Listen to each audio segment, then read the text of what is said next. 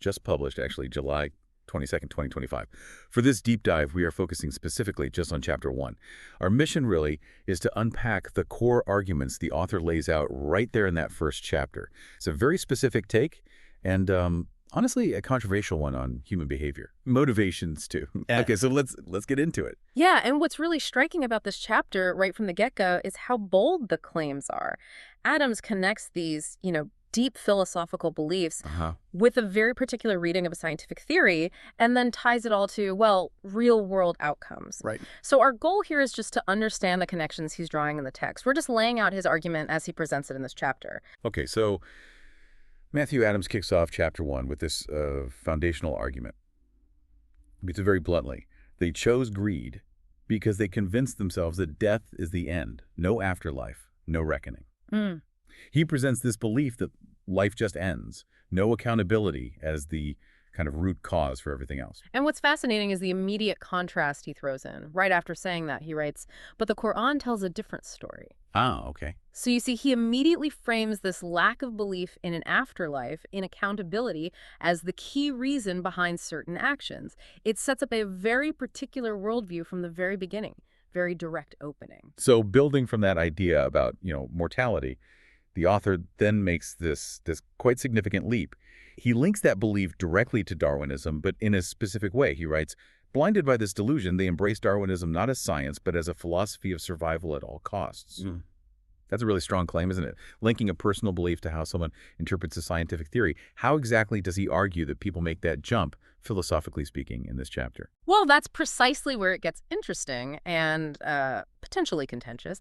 He's not really talking about Darwinism as, the scientific theory of evolution by natural selection, how organisms adapt. Right, the biology. Exactly. Instead, he's arguing that this specific interpretation becomes a philosophy, a justification, almost. Yeah, justification. How so? He suggests that if you remove the idea of an afterlife, you remove certain moral checks.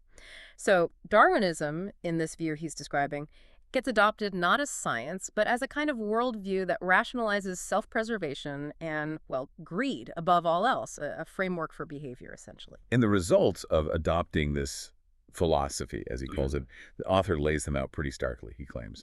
They began to strip the earth bare, extracting its resources without care, forging weapons that kill indiscriminately. Yeah. So two major consequences there, environmental destruction and just wholesale violence. Yeah, a complete disregard for consequences. That's the picture he paints, both ecological and human consequences. And if we connect this back to the bigger argument Adams is making, this is how he tries to ground that philosophical point in, well, harsh realities. The chapter then gives these very stark real-world examples. It says explicitly, the blood of innocents stained lands from Sudan to Gaza to Bangladesh. Wow. Okay. He names specific places. He does, and it's important for us to just state that these are the specific and obviously sensitive geopolitical areas Adams himself mentions in the text.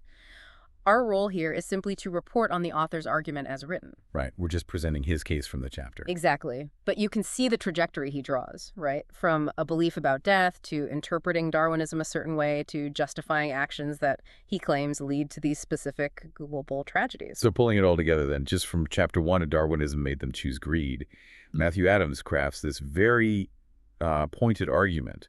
He suggests a core belief, or maybe a lack of belief, about death and the afterlife leads people to adopt Darwinism not as science, but as this philosophy of survival at all costs. Right. And this, he argues, directly causes things like unchecked greed, stripping the planet's resources, and widespread indiscriminate violence. He then points to Sudan, Gaza, Bangladesh as illustrations. Yeah, ultimately, this first chapter offers a really provocative perspective. It's suggesting that these fundamental beliefs about mortality, mixed with a certain interpretation of scientific ideas, are presented by Adams as the root cause of massive global problems, environmental issues, conflicts. So maybe something for you, the listener, to think about is this.